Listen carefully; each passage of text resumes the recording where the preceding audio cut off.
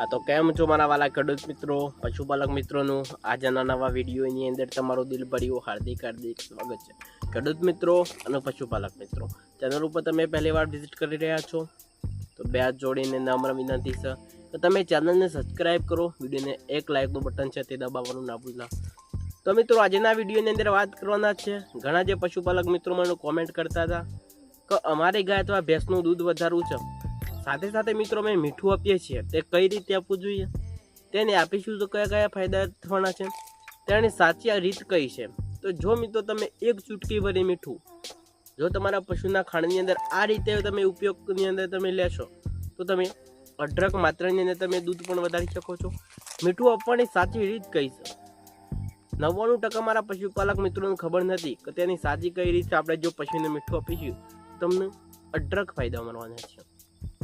સૌ પ્રથમની અંદર વાત કરીએ તો જ્યારે પણ મિત્રો તમારા પશુનું તમે મીઠું આપવા તમે માગો છો, ઘણા ત્રણથી ચાર જાતના મીઠા આવે છે।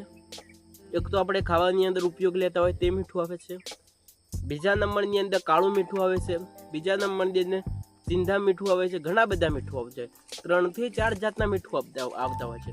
તો મિત્રો તમારે કયું મીઠું આપવું જોઈએ તે પણ આજના વિડીયોની અંદર તમને સંપૂર્ણ માહિતી આપવાનો છું। કે જે આપણે શાક બનાવીએ છીએ, જે શાકની અંદર યુઝ કરીએ છીએ, ઓલરેડી શાકની અંદર આપણે યુઝ કરીએ છીએ તે મીઠું લઈ લેવાનું છે। તમે કોઈ પણ કંપનીનું તમે મીઠું લઈ શકો છો, ટાટા મીઠું આવે છે તે પણ તમે લઈ શકો છો, તમે ઘરની રસોઈની અંદર યુઝ કરો છો તે પણ મીઠું તમે ઉપયોગની અંદર લઈ શકો છો। કે જો તમારા પશુનું તમે જે ખાણાદાણ આપો છો, જે પશુ આહાર આપો છો તેની અંદર 50 ગ્રામ જેવું મીઠું તેની અંદર એડ કરી દેવાનું છે। તમે ખાંડની અંદર પણ એડ કરી આપી શકો છો।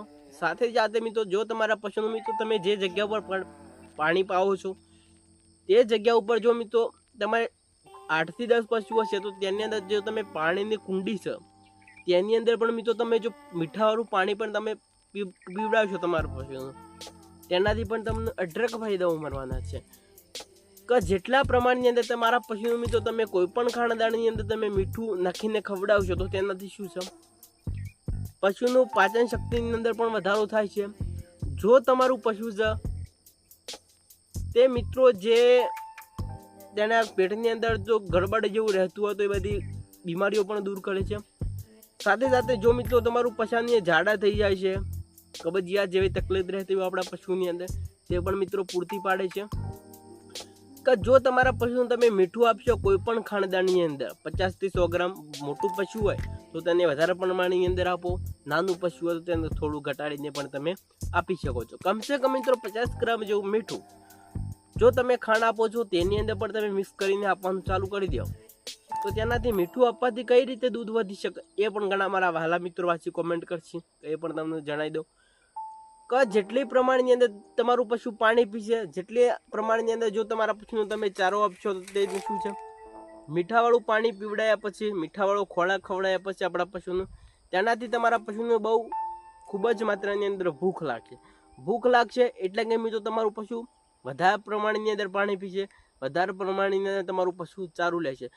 જેટલું પશુ આપણું પાણી પીશે તેટલું જ મિત્રો દૂધ બનાવવાની અંદર તેને ફળ છે તે મળવાનું છે।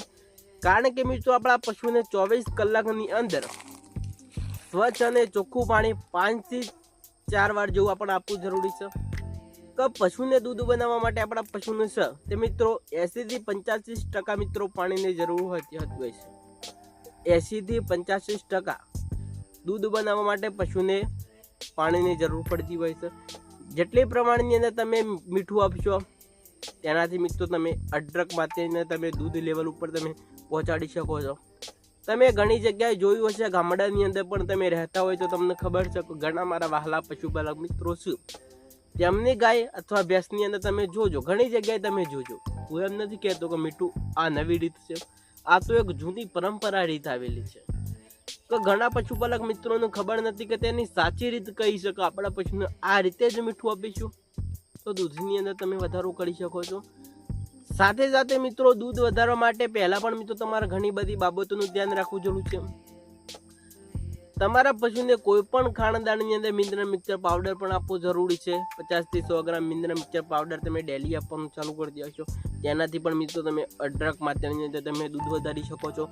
સાથે સાથે મિત્રો જો તમારા પશુનું મિત્રો તમે સારી રીતે ડિવર્મિંગ કરી લેશો ત્યાર પછી મિત્રો પણ તમે અઢળક માત્રાની તમે દૂધ વધારી શકો છો. ત્યાર પછી મિત્રો જો તમે આ બધા ફોર્મ્યુલા આપો છો અને તમે જો ડિવર્મિંગ નહીં કરાયેલું હોય તો તમારો પશુનું દૂધ તમે ક્યારેય પણ નથી ડબલ કરી શકવાનો. ડિવર્મિંગ કરાયેલું હશે ત્યાર પછી મિત્રો તમે દૂધની અંદર પણ મિત્રો વધારો છે એ તમે કરી શકો છો. કારણ કે મિત્રો ડિવર્મિંગ ન કરાવવાથી આપણને ઘણા બધા નુકસાન થતા હોય છે.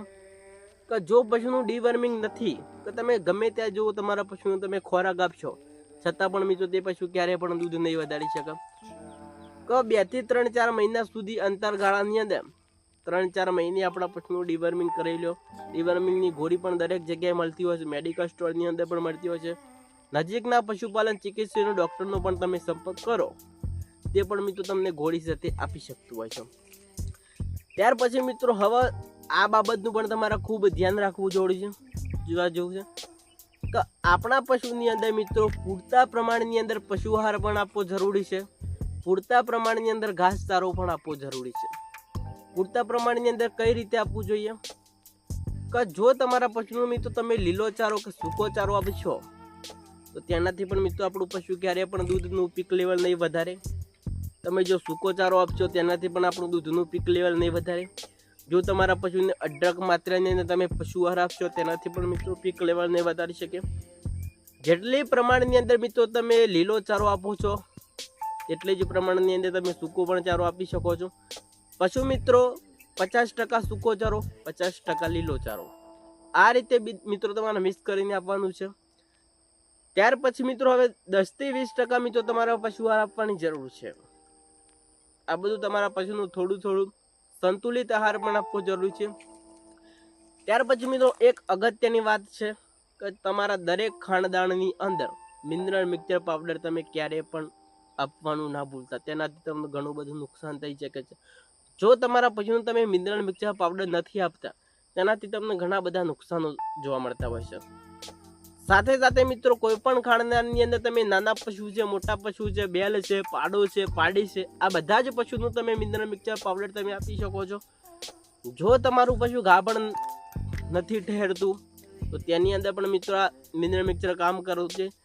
જો તમારું પશુ હીટમાં નથી આવતું તેનાથી પણ મિત્રો તમને અઢળક ફાયદાઓ મળવાના છે. જો તમારા પશુનો તમે અડાણનો ગોથ વધારવા માગો છો તે સમયની અંદર પણ મિત્રો તમે મિનરલ મિક્સર પાવડર પણ આપો. મિનરલ મિક્સર પાવડરની અંદર હજારો ફાયદાઓ રહેલા છે. તો ચાલો આજના વિડીયોની અંદર બસ આટલું જ. ફરી મળીશું આપણે નવા વિડીયોમાં નવા એક સરસ ટોપિક સાથે. આજનો વિડીયો તમને કેવો લાગ્યો?